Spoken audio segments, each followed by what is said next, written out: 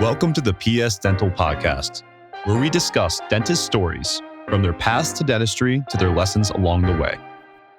I'm your host, Ryan McGarvey, the proud son of a dentist. In this episode, we're speaking with Dr. Daren Becker of Atlanta Dental Solutions. We cover many topics, ranging from his unique approaches to philanthropy, to his love of continuing education, to the fly fishing trips that made him want to become a dentist. I think you guys will really enjoy this conversation, and it's filled with actionable insights into how you find balance and fulfillment within your dental practice. Without further ado, here's our interview with Dr. Daren Becker. It's been a couple of months. How you been? How was your new year? I'm doing great. So far, what are we on, day 19? So far, so good. Yeah. 350, whatever to go. Yep. Do you have any resolutions this year? Yeah, my resolution was to not make any resolutions. So far, so good. Yeah. I mean, you're definitely killing it. My resolution last year was to work out less. Oh, nice. So I also, I don't mean to brag or anything, but I definitely did achieve that goal as well. Hit your goal? I hit it really well. It was really impressive. Everyone was thrilled for me. But well, thank you for joining us here with Proud Son Dental Marketing. We got Dr. Daren Becker here from Atlanta Dental Solutions. I'm just going to ask you some questions about your experience and your path to dentistry. Super happy to have you on. Obviously, we met through the Panky Institute. And we partnered together on your website and things of that nature. So I'd love to ask you some questions about your experience.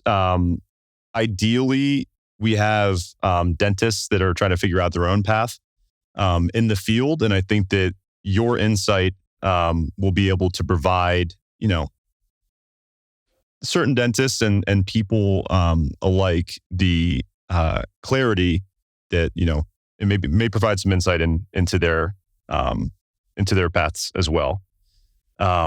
So first and foremost, obviously early influences in your dental career, your father, Dr. Erwin Becker, who, is a pillar at the Panky Institute. When you were a kid, did you know that you wanted to become a dentist, or is that something that you kind of grew into? It is definitely not something I knew I wanted to do. I was certainly exposed to it.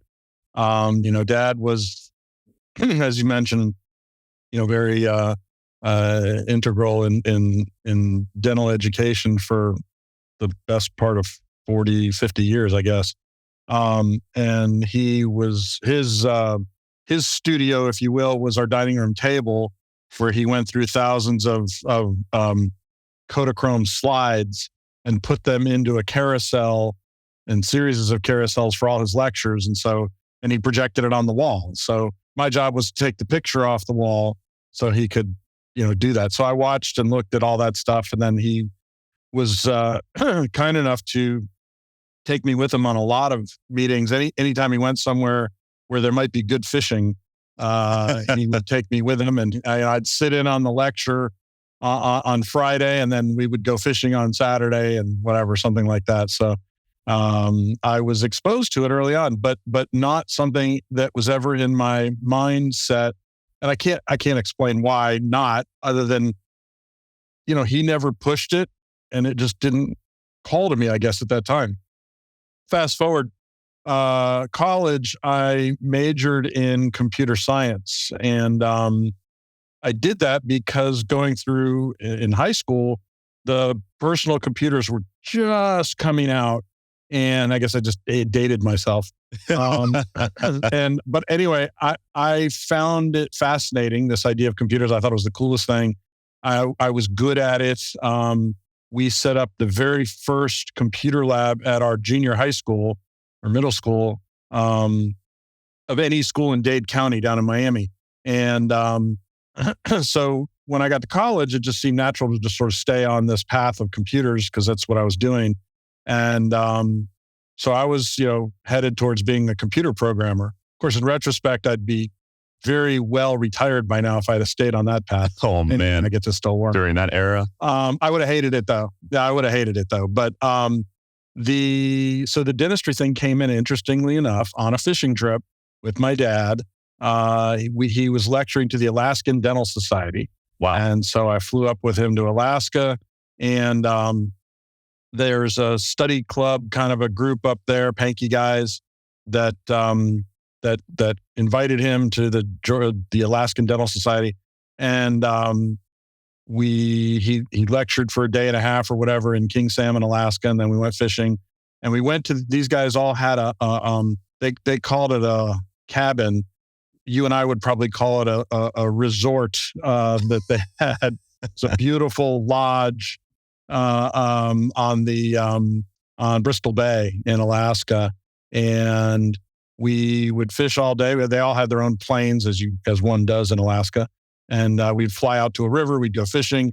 We'd come back in the evening, and they would talk dentistry and fishing and whatever else was the topic. But it was amazing to me how hyped up they were about dentistry. And it was like exciting, you know? And this was middle of college somewhere. I don't remember what year I was. And Mike Sage was a dentist in Anchorage who was with us. And he sort of is the one that said, hey, you know, this guy's got good hands. He was watching me tie a fly, you know, you make these little flies to fish with. And it was so silly, but that was kind of the thing that hit me in the head of like, maybe I should be a dentist. never thought about it. And then as much as my dad was not pushing it, as soon as I showed interest, then he really did.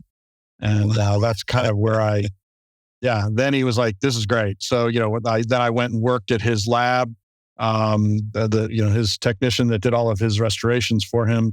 I worked there one summer, and just to see if I had the aptitude. And I did everything from, you know, model work to gold coping, waxing gold copings and casting. And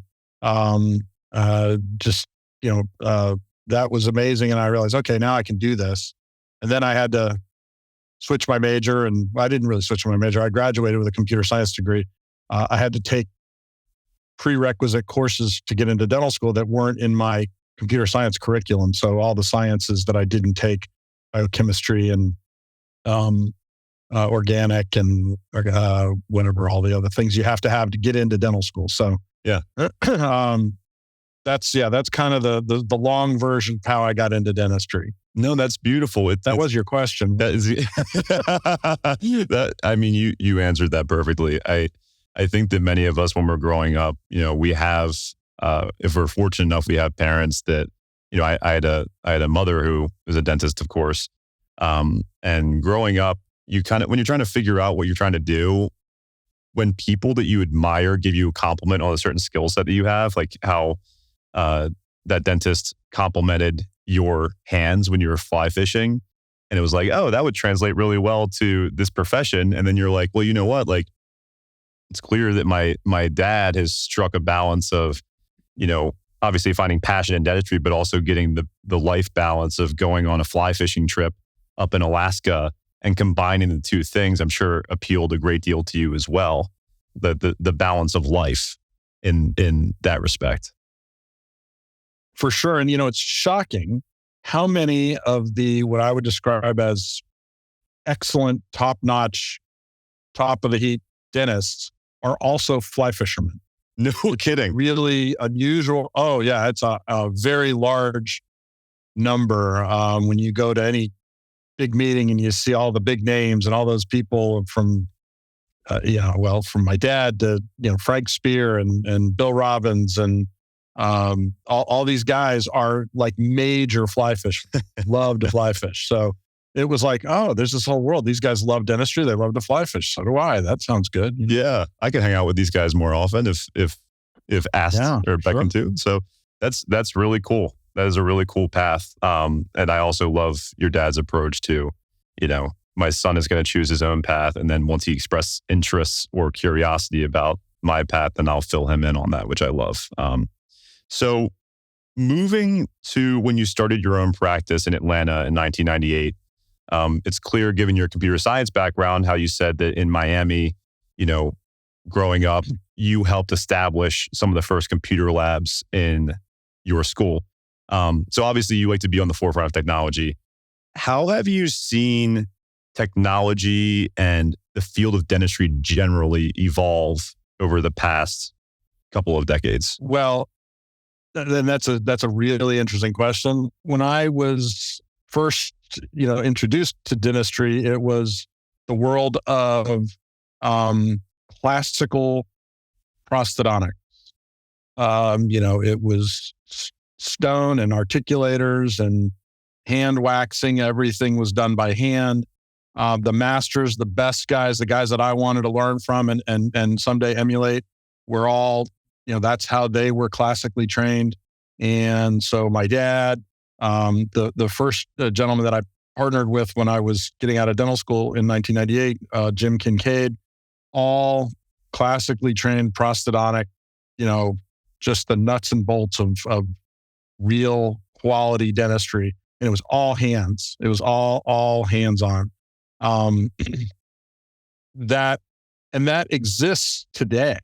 There are still plenty of awesome dentists that still do it that way.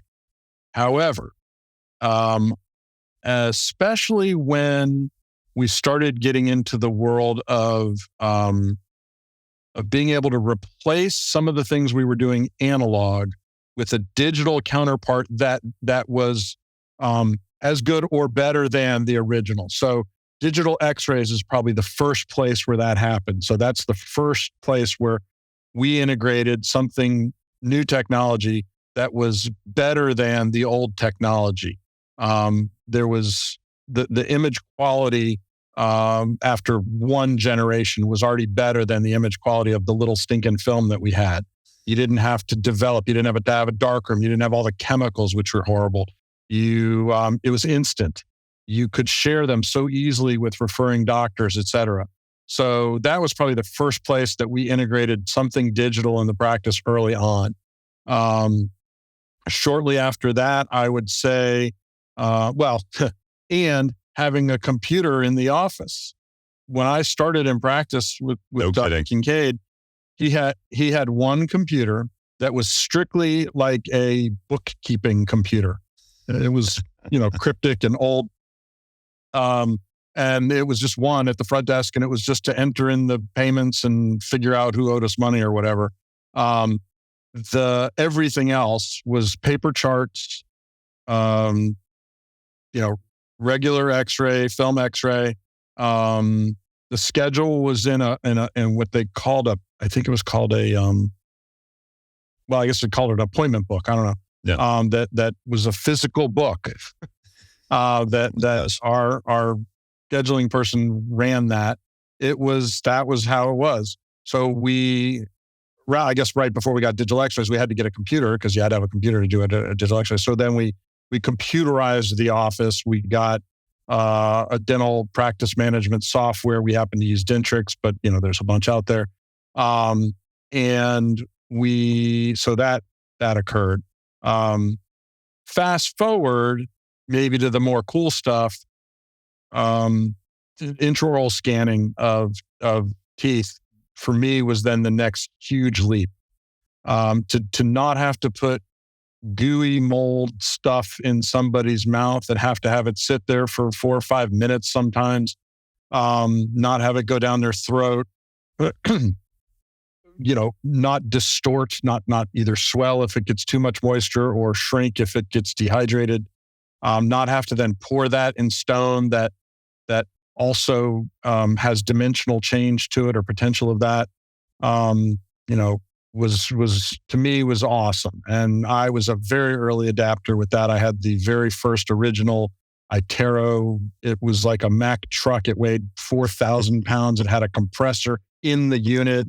It had all this stuff that no one knew what it did. I mean, it was unbelievable. The wand weighed, it was huge. But it was, to me, it was already still better than, any type of elastomeric compression material. And then, where that has gone, you said over the decades, well, over the last, month, it's probably already advanced further than it had in the previous 25 years. And every week it doubles. And that's all technology. That's not just dental technology. The amount of growth in any 1 year is more than the previous 50. It's so amazing how fast things grow and change and adapt and whatever. So it's, today it's everything. So I'm using a digital scan with 2 scanners in the office. The iTero Element 5D or whatever it's called. That's the one that's our power horse. We scan everything. I can't think of the last time we took an impression. Wow.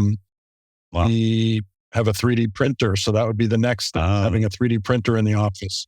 So we're printing. I design on the computer and I print my bite splints. We design and print surgical guides for the surgeons for implants. I do, digital design for smile design to help show patients what's possible, but then to actually take that and print out either a shell provisional or trial smile or a model that we can then make a matrix and kind of go back to old fashioned. But so that's where it's at. It's interesting. Everybody says, "Oh, you're so lucky you had this computer science major behind you." Well, that means that I'm interested in it, but nothing I learned in school is applicable today. At all. This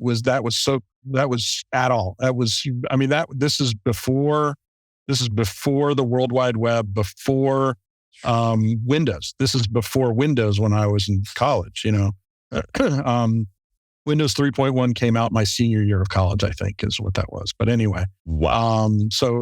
Everything I learned was so ancient that it just has no application other than a comfort and a familiarity with computers. But Right. Yeah. And, like you said, like technology is advancing so quickly nowadays that how the heck what you learned in, the late 80s, early 90s, how is that applying at all to what the newest iTero is presenting in terms of capabilities? I want to ask you, you mentioned in the very beginning that all of many of the dentists that you admired and the way that they did things, they operated through almost like an analog style of things, very hands-on, not digital whatsoever, no technology involved whatsoever. When you started to implement technology, at least in the beginning, did you have self-doubt or were you self-conscious at all because you were taking a different direction than these dentists that you admired? Or was that something that was natural to you because of your computer science background? I think I am confident to a fault. So I definitely had no self-doubt. Where the doubt or the question would come into play was more about the business part of it. Can I make this financially viable? Because I got to spend money on technology. Am I going to get that back? Right. And it is an example. So you got to make a decision. Am I going to spend $25,000 or whatever it was for a digital scanner when impression material is significantly less expensive? Right. But I immediately realized, well, I'll tell you the story. So the iTero rep, and by the way, the reason I chose iTero, this is a real quick side story, is at that time, there were really only 3 scanners. And 2 of them, you had to buy a milling machine, in-office milling machine to get the scanner. And even when I flew out to Dallas to demo this, the one that was out at that time, and what they did was they had us, they had a model of a dentiform of a prep teeth, and they had us make an impression of that and then scan the impression. And I was like, no, that's not what we're looking for here. So and you had to buy this big mill. I knew I didn't want to mill crowns at that time. That was not in my wheelhouse. I was just looking to improve and replace impressions with something better for the patient experience and better for the lab experience. But here's what I found out. So the rep brought in an iTero and she let me use it for like a week. I prepped an upper bicuspid. I don't remember which one. And we took several impressions, our traditional way we did impressions, and we did several scans of that too. And I sent it all to the lab, my normal lab that was already doing all my restorations. And I said, make a crown on each one of these and make a bunch of models off the scan. We did like this little study of one. And we had all these crowns and we tried them on different models. And if we had 10 models, the crown fit, 5 of them. And the other 5, it didn't quite fit. My opinion, that's due to the dimensional instability of the materials. We had a crown that was made from the digital scan, and we had iTero make us 10 models from that scan, and it fit every one of them exactly the same. So already I'm thinking, well, that seems more accurate to me. Okay. Mm-hmm. Then, so same crown, right? Then we went to the mount, and we had crowns made from the impression and crowns made from the scan. I told my assistant, don't tell me which is which. You keep track of it. And we tried them all in, and every one of them, the scanned one fit. They all fit great. The impression ones fit good. They fit good. They might have needed a little fine-tune adjustment here or there. They would have been totally clinically acceptable. Mm-hmm. But we move forward. So this is the part I was going to tell you on the business side. To get my confidence that it was a good business decision, we shortened our crown delivery appointment in half. Wow. So if I had a procedure that I was going to schedule an hour for to take off provisionals, clean teeth off, prepare the teeth to be, to receive the new crowns, prepare the new crown, try them in, do that. We'd schedule an hour for, let's say, that appointment. Mm-hmm. That same appointment is now a half hour. Not because I'm any better, but because the restorations need almost no adjustment. Wow. Maybe a slight rubber wheel adjustment on a contact, maybe a slight rubber wheel adjustment on occlusion. Again, same lab. It's not because I got a better lab. Right. Same lab. The only thing we did was we changed using an elastomeric impression material and stone models to digital. No kidding. And what I tell dentists all the time, if you're still doing impressions and you're using any commercial lab, in other words, it's not your lab in your office, it's very likely today, 2024, that lab is taking that impression, putting it in their box scanner and scanning it and doing everything digital anyway. So you're already at a disadvantage because it's a copy of a copy. Yeah. Right? Yep. It's not as good as the original. Yep. So if they're doing it digital anyway, then we should be giving them digital information instead of the mold. Yeah, but you guys have more control over it if you're just doing your own digital impression as opposed to sending them, a different impression that's more analog and they're doing their own digital impression of it themselves. It's almost like you have less control as a result. Probably the best advice that I would give anybody is either do it 100% digital or do it 100% analog. Now, by the way, and everybody's like, well, at some point you have to have something analog because you got to make something to put in the patient's mouth. Yes, that's 100% accurate. The question is, are you going analog to digital, meaning I'm going to make an analog impression. We're going to then digitize that to then make a restoration digitally. I would not do that. If you're taking an analog impression, go with the traditional, pour it up, make the crown on the model. Don't do any of it digital. You'll get a better result. If you're going to do it digital on the lab end, do it digital on the impression end. Do a digital scan. Don't do a regular impression. That is what I have learned to be very true. Right. And I think most people would agree with that. I think it would resonate with a lot of dentists as well. So moving on to your educational contributions, obviously you're actively involved in education from facilitating at Panky, the Panky Institute, as well as teaching at Georgia Regents University College of Dental Medicine. It's now called. It's gone through a bunch of name changes. It's now called, the Dental College of Georgia at Augusta University. That is a mouthful. New name. Dental College of Georgia at Augusta University. Yeah, it's been through a bunch of names, but basically it's what we used to call MCG, Medical College of Georgia. Yep. That's what it is. Okay, so being that you're so actively involved in education, I think I know the answer to this question. What motivates you to contribute to dental education, and how do you balance this with managing your practice? That's a really important question, actually. So I do it because I get a lot of energy, a lot of what's the word I'm looking for? Fulfillment? Fulfillment, yes, thank you. Fulfillment and just positive energy when I am in a facilitating mode. I really like it. I seem to be pretty good at it. I get good reviews. People ask me to come back to do other things, so that's nice. And to be prepared to do that. If you can teach something, you have to know it at a pretty significant level. So it's almost challenging myself to be as good as I could possibly be, because if I'm going to be ready to present something, I need to really know it.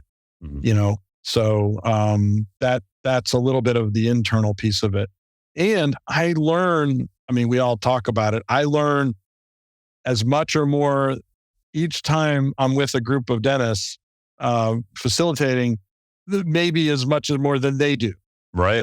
From them and just from discovery of everything. It's just, I really like it. In terms of balancing it with practice and home, that's a challenge. And that's where a lot of people get in trouble. And I have certainly been overextended in the past, where I've just said yes to too many things. And the only answer to the question is you just got to be mindful of how you schedule. And so I plan out each year ahead of time, and you almost have to do it 2 years in advance. Weeks of vacation with family. That's the first thing we put on the calendar. By the way, I got this all from Pete Dawson and Stephen Malone. I plan out my calendar.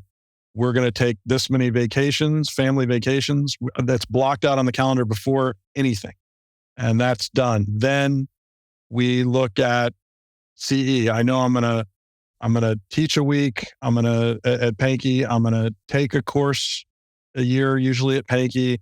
I'm gonna take maybe some other course a week somewhere else. I'm going to go to the Panky Symposium and whatever. So I block out my CEO, the Hinman Dental Meeting here in Atlanta. I'm gonna block out my CE on the calendar. Then we start filling in practice. So what we've already decided based on our goals and what we've set for the practice, how many days do I need to see patients? And we start filling those in. So there may be a month where I have to work a Friday. I don't normally see patients on Friday. And so if I know that that's a week I've got to do that, that's a week I can't also be out teaching or something. If it's a month that had like February, that's a short month already, that I'm going to be in Chicago for one of the weeks for the American Equilibration Society meeting and the Restorative Academy meeting, then that week is not a week to also, take a vacation, or that month, February is not a month to take a vacation or teach another course at Panky or take on something else. So it's all kind of planned out. It's on autopilot now because we've been doing it so long. Yep. That I already know what my calendar looks like each year. And with the exception of, sometimes like Dr. Brady has shifted me from one course to a different course. And so now it's a different month. All right. But that was easy to manage.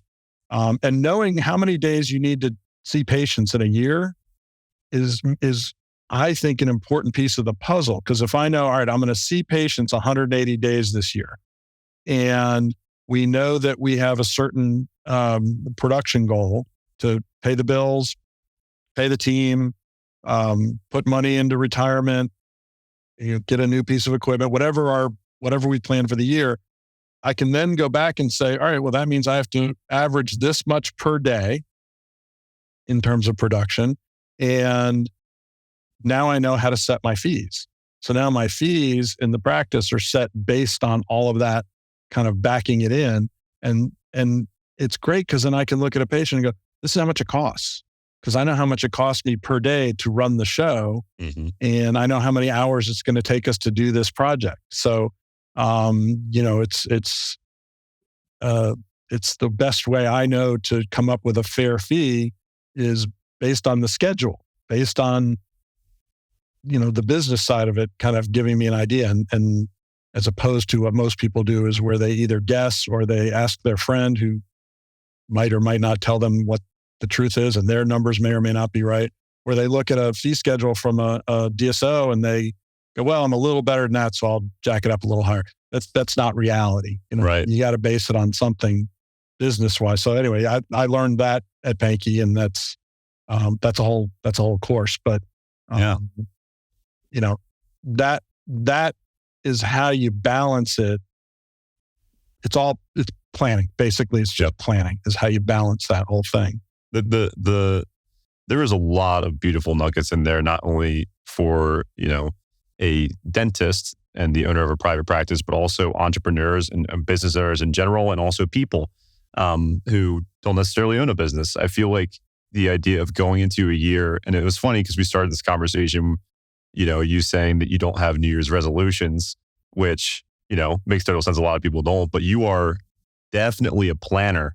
And to have in your mind and kind of have this pyramid of, okay, first I'm going to establish the vacation days with my family, and then establishing CE courses, teaching versus learning, and then also establishing, okay, from there, like exactly how many days do I need to be in the practice and to keep the doors open, keep the lights on, contribute to retirement, contribute to paying all of my team members. And I think that's a beautiful structure in terms of prioritizing where you want to spend your time, so that you can start with the things that give you a lot of energy and then utilize that energy in a way that fuels the practice. And I think that that's a beautiful way of balancing how you approach education versus being in the practice. So thank you for that information. I think that was a great answer. So moving on, in terms of philanthropy and community service, can you share about your experiences working at the Ben Massel Clinic and how treating patients there has influenced your perspective on dental care and its accessibility? Sure. So the Ben Massel Clinic is like an inner city, essentially free clinic for underserved and people who can't otherwise afford dentistry. It is a state-of-the-art facility. It's as nice as my practice inside. I mean, it is. It's in a not such nice neighborhood necessarily, but although they are regentrifying that area, but it is. It's. I mean, they got a cone beam CT. They got all the latest, stuff, and it's all volunteer dentists that support it, and the dental school. So the way I support it, this is interesting. I rarely go there and treat patients. What I do is, as a faculty member of the dental school, I am licensed or whatever to cover dental students seeing patients, just like if they were in the clinic at the dental school. So the seniors come to the Ben Massel Clinic on rotation and treat patients, and then I'm covering clinic. So it's facilitating them. So it's double duty. It's education and philanthropy. Yeah. And yes, it's a day out of my practice for sure. But that is one of the ways that we give back.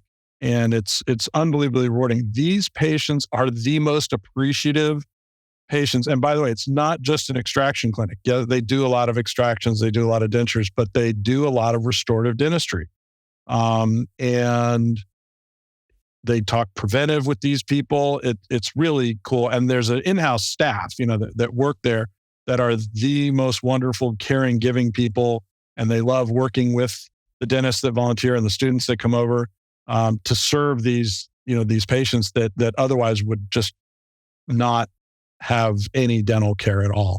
And so that's pretty cool. The other thing we do that you didn't mention, but I'm going to bring it in, that is the newer thing I'm doing, probably the last 5 years we're doing it. Now that you're mentioning the question, I'm thinking it's probably not on my website. I need to add this. It's something called Dental Life Network.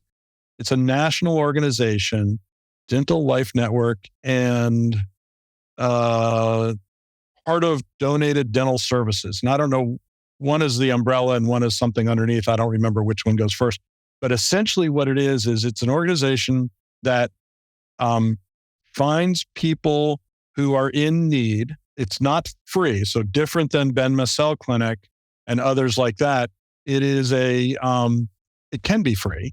It can be some fee, but what it is they find people people find them who need care, who are currently in some state of financial crisis, but they have dental need.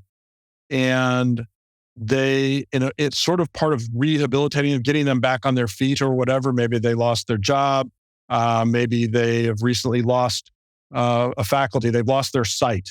And that caused them to have to not work until they could learn how to work without their sight or whatever. And anyway, so sort of situationally, financially in trouble. And what's cool about it is this organization, pairs these patients up with private practice dentists, and I see them in my office, which is so much better for me. Because doing a procedure at the clinic, although I can do it, it's not my assistant. It's not my materials. It's not my instruments. It's not all the stuff that I've become used to in 25 years of doing this. It's like different stuff. And I don't maybe know how to use that bonding agent. And I don't know how to necessarily what the protocol is for this or whatever. I'm left-handed. They may not have a left-handed dental chair for me, So it's way more comfortable. And so I choose to donate that. And I usually treat one patient at a time. They get comprehensive dental care. Just like my highest paying patient, they come in for a comprehensive exam. We talk about where are they? What are their desires for their dental health? We come up with a plan together. What's the best way to, get you where you want to get? I have done implant restorations. I have done veneers. I have done crown and bridge. We have done all the same dentistry, bite splint therapy. We've done all the same dentistry for these, people who needed it. And the lab donates the lab work.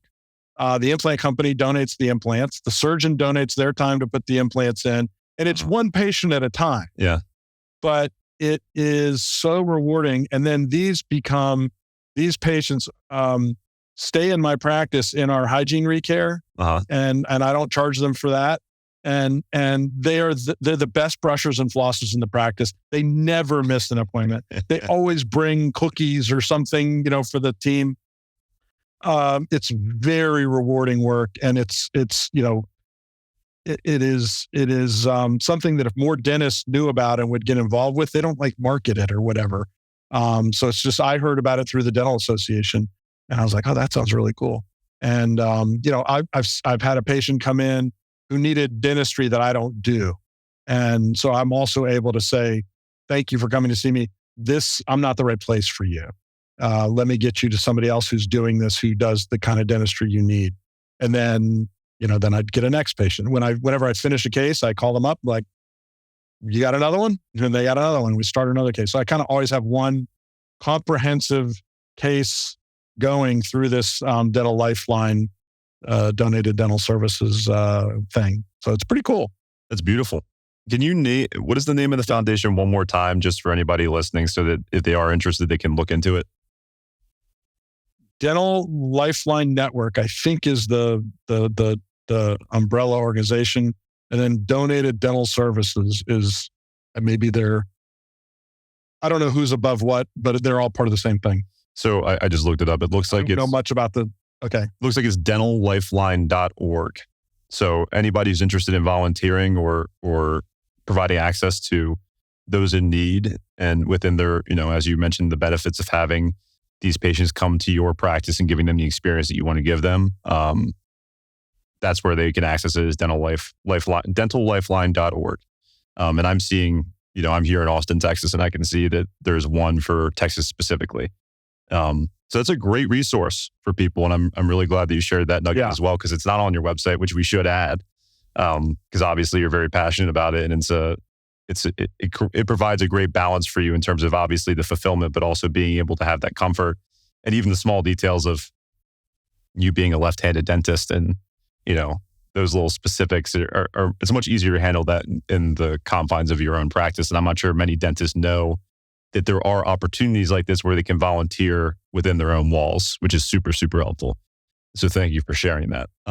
So in terms of career highlights and challenges, looking back at your career, what would you consider to be your most significant achievements and challenges, and how have they shaped your approach in the profession? I would say certainly greatest achievement.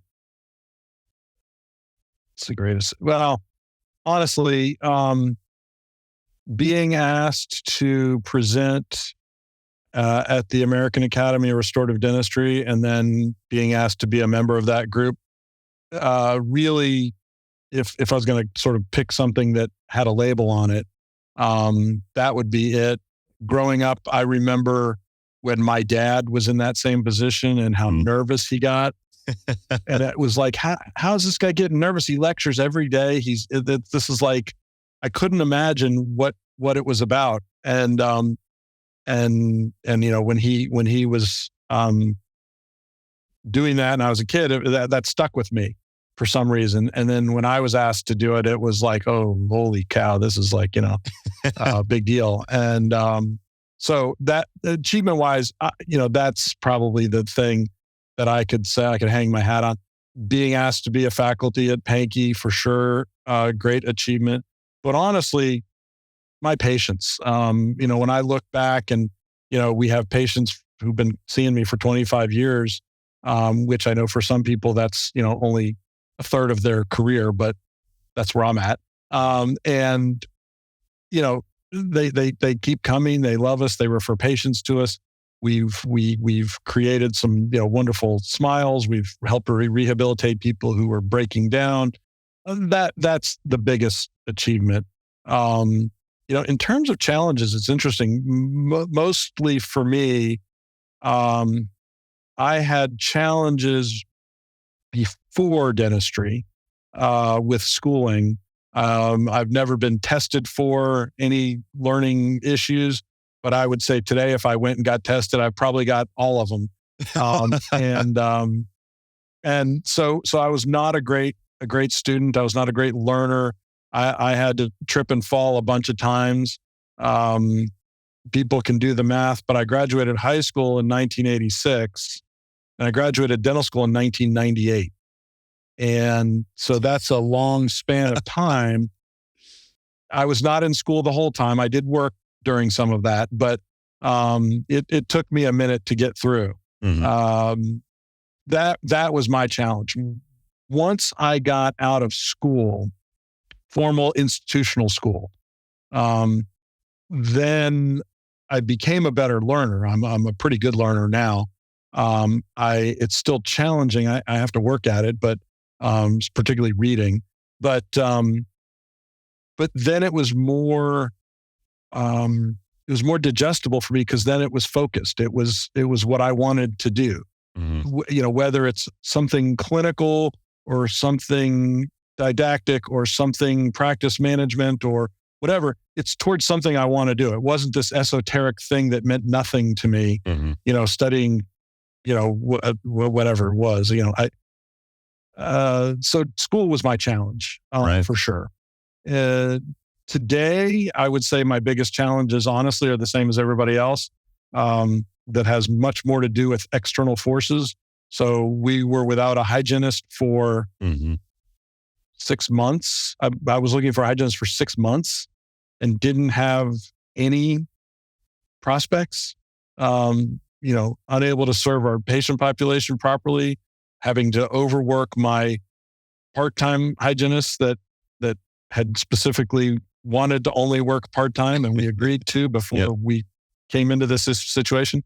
I did get lucky. Fortunately, we just hired a hygienist finally, who happened to be an assistant of mine in my first practice and followed me to my second practice as a hygienist. And then, now is coming full circle. Now it's coming back to me in my current practice as my hygienist. So it's kind of cool. No kidding. Just literally just happened like this week. Yeah. So congratulations. That's huge. So staffing is a challenge. And the business side of it, I'm not a great business person. I didn't study business. I don't know much business stuff. I kind of know enough to get along. And I hire people like you to help me with the things I don't know how to do, or our financial planners and our accountants and all of that. That's how I get through,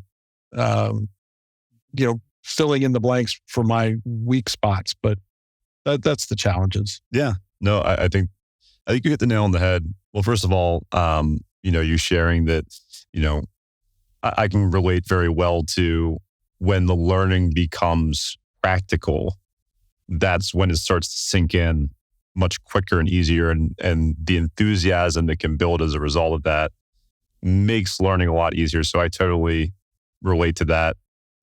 In terms of the challenges of finding someone to fill that slot in hygiene, I'm curious.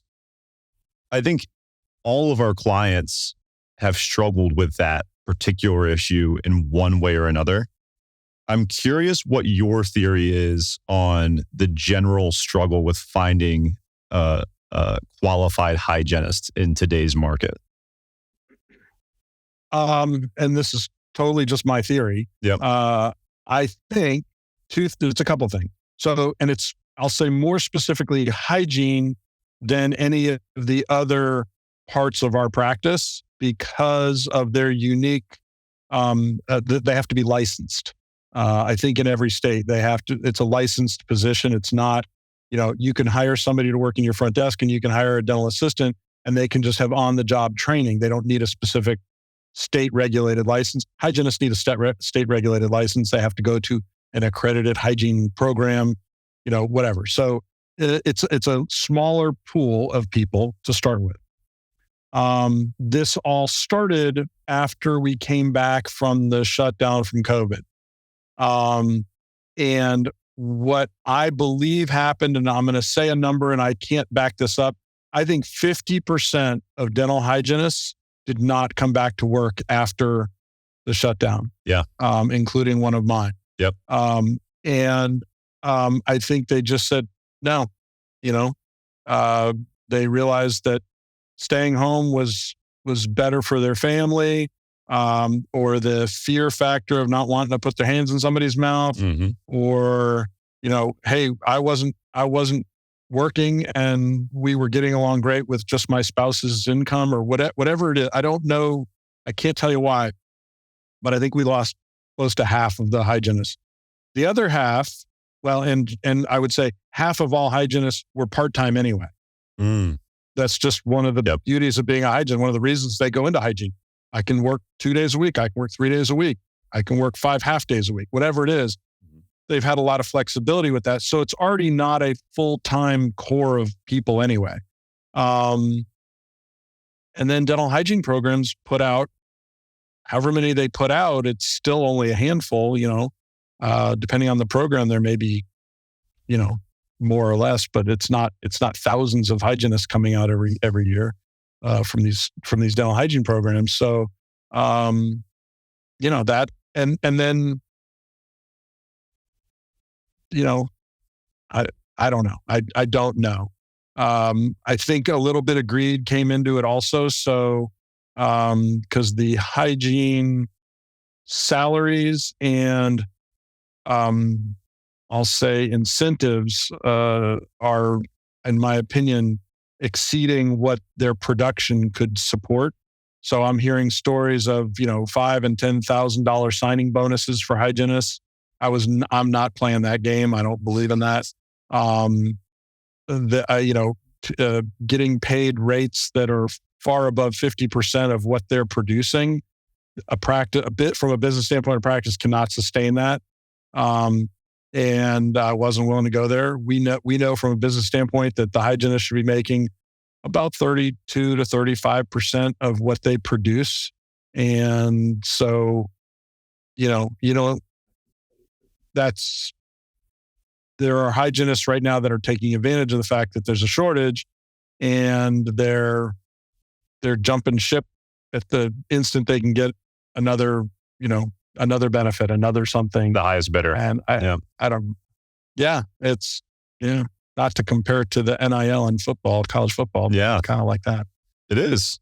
So anyway, there needs to be some regulatory stuff on the NIL, by the way, but I don't think we can regulate hygienists, but they're shooting themselves in the foot, in my opinion. It's going to come back to haunt them. But I don't mean to put them as a group, but it's just individuals. The hygienist I just hired, she's getting paid an excellent salary, and it was an increase from what she was making before, but it's a third of what she'll produce in my office. So it fits right in with the budget. And, other than getting her some uniforms that have our our cool logo on it. Yep. It's, I don't have to,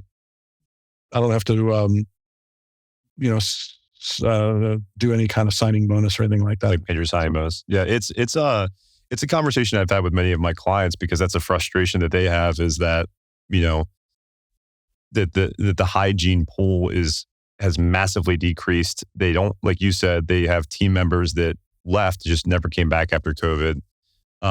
Part of my theory is you kind of touched on the education, the hygiene schools.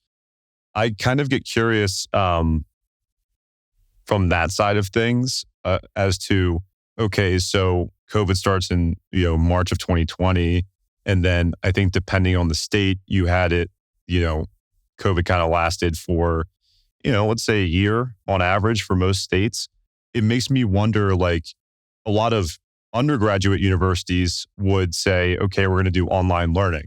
Well, obviously with hygiene, you can't do the online learning method. You have to be in clinic and interacting with the patients and, peering inside people's mouths and interacting in that way.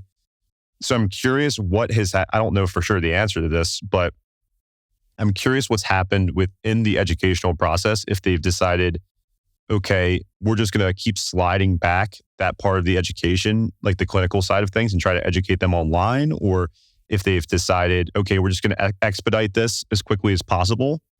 And that compounded with it seems that there's a lot of hygienists coming out of school, and like you said, they're leveraging the supply side of the market, where they're saying there's not many hygienists out there.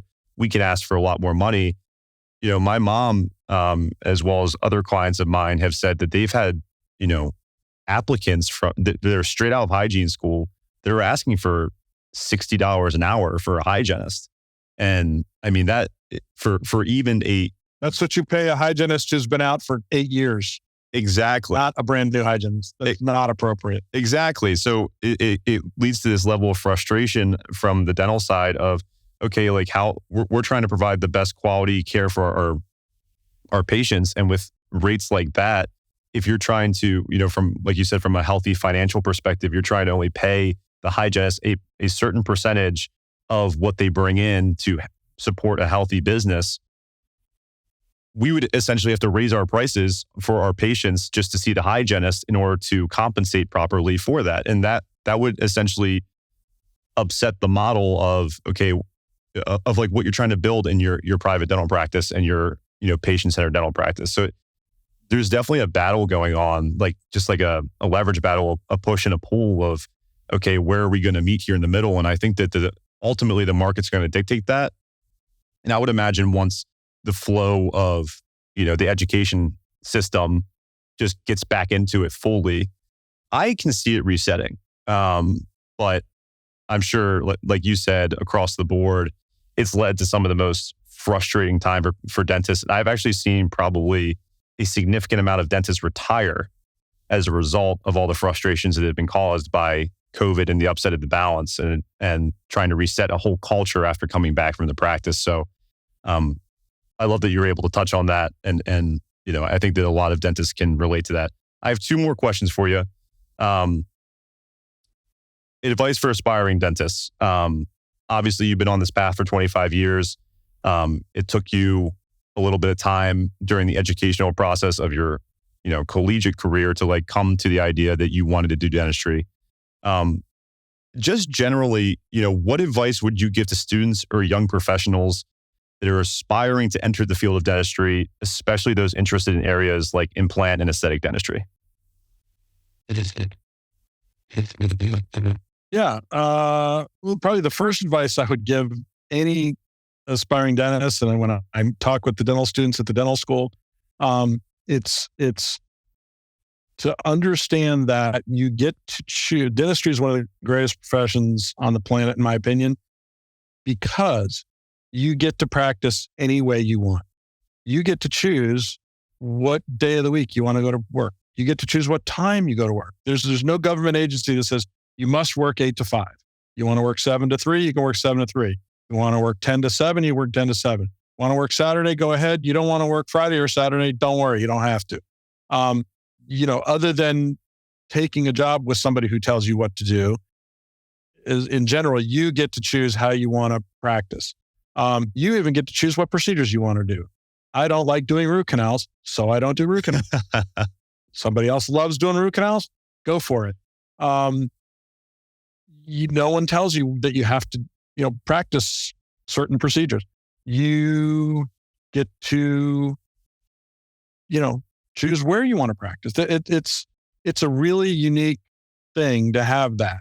But what that means is you have to decide what you want.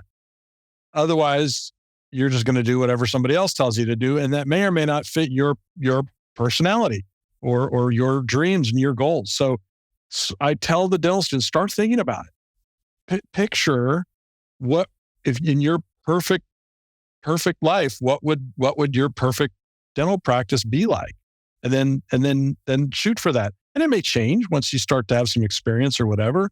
And you can't be ridiculous. Well, I want to work 10 to 11 on Tuesdays, and that's it. I mean, you can't do that. But within reason, you have to work enough to be able to make a living and pay the bills. But right. So that would probably be number one. Number two, and this is a hard one for most, because most dental students, you graduate dental school, and that's a rite of passage, and you've really accomplished something. And by gosh, I'm going to go buy me a new car.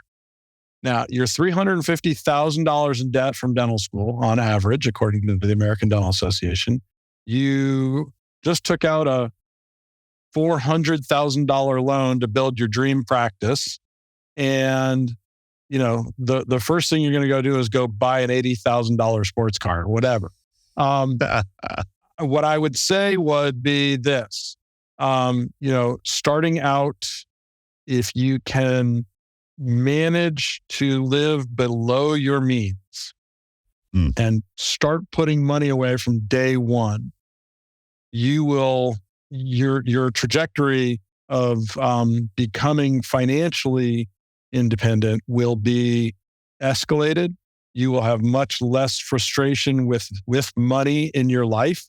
And there's nothing wrong with still driving that used car after dental school that you've had for years, as long as it still gets you to and from work, maybe until you reach some milestone, with debt management or whatever. That living below your means is the hardest thing to do. I can tell you that. I've been told it a million times, and it's challenging. It's hard because you're seeing your income and you're going, well, why can't I go to Hawaii or buy a boat or, whatever. So that's probably the other one. Specifically, you asked about implants and cosmetic procedures. Most dental schools, my experience is very, very little exposure to that in dental school other than, hearing about it, but they don't get to do much of that as a dental student. If they do a residency program, which it seems like most people do, they may have more experience with that.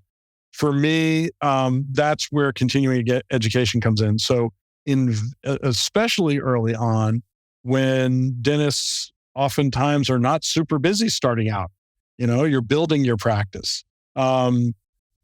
Take advantage of the time and go take some really, really detailed, deep dive courses like at Panky and other places where you can learn some of these things that you didn't learn in dental school, and then implement those things. The worst thing that people do is they go take a great course, learn a bunch of stuff, and then go back and just keep doing it the way they've been doing it in their practice and don't integrate the stuff they learned. That's using continuing education as entertainment. That's not, you're not using it as an investment in yourself if you're not implementing it. So,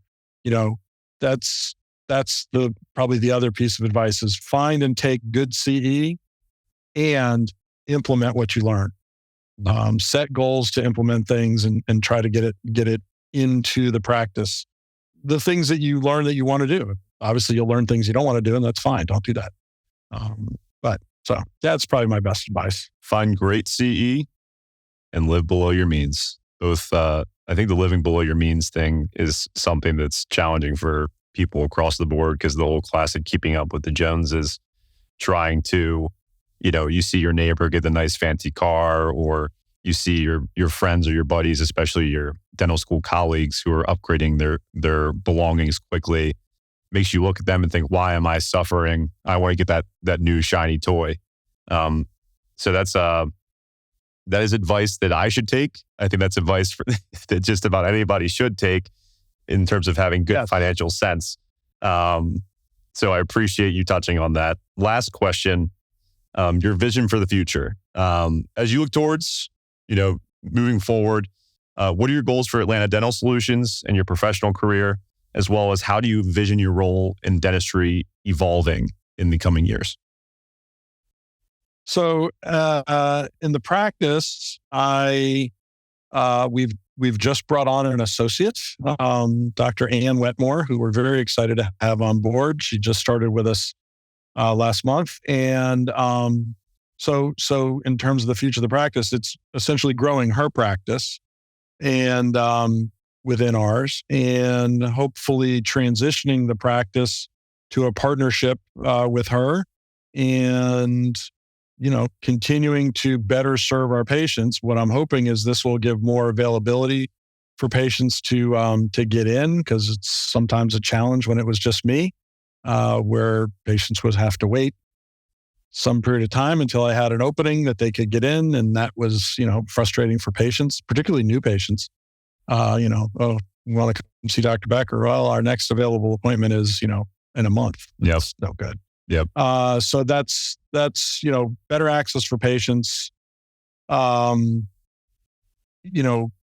Growing some things in the practice that I'm not currently doing much of. So Anne hopefully is going to take on some of those things. I'll say like facial injectables. I don't do much with Botox and fillers, and I know that I'm certified to do it. I took the course and everything. I think I'm just so busy doing restorative dentistry, I don't seem to focus on that much. And hopefully she can do some of those kind of things. And really, again, whatever she wants to do, but hopefully things outside of what I like to do. And again, to better serve the patients and to grow the practice. Moving beyond that, and what do I see for my future in dentistry? Well, I'm 50. I'll be 56. I'd love to continue at the pace I'm going, which is full time, for maybe another 5 years, and then over the next 5 years, like I say, sort of begin to wind down my active practice of having to be there every day, and still have my hand in it, but maybe do more teaching either at the dental school or at Panky or whatever, because I do enjoy that. And, start maybe doing some more travel. This past year was the first time I ever took more than a week off in 25 years. So we had an opportunity to do something a week at a time. I didn't mean a week. Okay. I was going to say. We took, sorry. Yeah. No, we took 10 days instead of consecutive days. Got 1 it. week.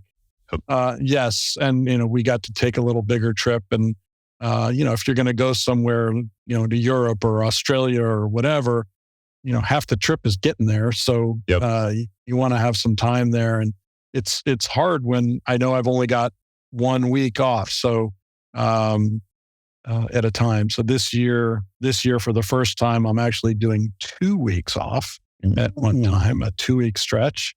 And where are you going? Very excited about that. Haven't figured it out yet, because the reason, this is silly and off topic, but the reason we did it is the way Christmas and New Year's falls this year. Mm-hmm. We normally take Christmas to New Year's off, and it's usually sort of a week. Mm-hmm. And this year, because they're both like on a Wednesday, mm-hmm. I think that's right. We just said, you know what? Let's just take the both 2 weeks. So it's right. Christmas week, New Year's week that I'm off consecutively. So then the question is, where do you go for 2 weeks in the dead of winter? So,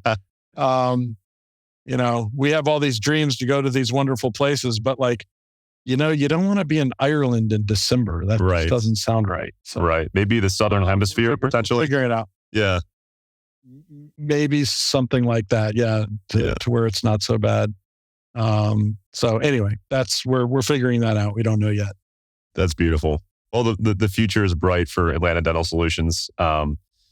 Daren Becker, here with Proudson Dental Marketing. Thank you so much for taking the time. Always a pleasure to see you, my friend. And I think there's a lot of insights that people are going to draw from this conversation. And you gave us a lot of nuggets, a lot of actionable advice, and I greatly appreciate you taking the time.